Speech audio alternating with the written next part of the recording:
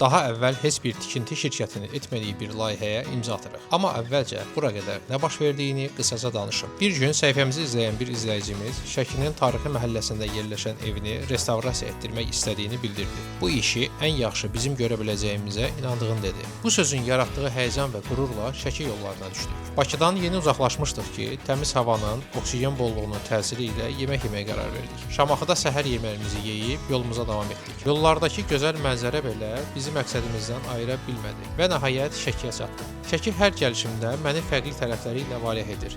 Bu səfərimizdə də bizi gözəl havası ilə qarşıladı. İzləyicimizin evinə baxış keçirdik. Memarımız Sənan bəy lazım olan olmayan bütün künc bucaqların ölçüsünü götürdü.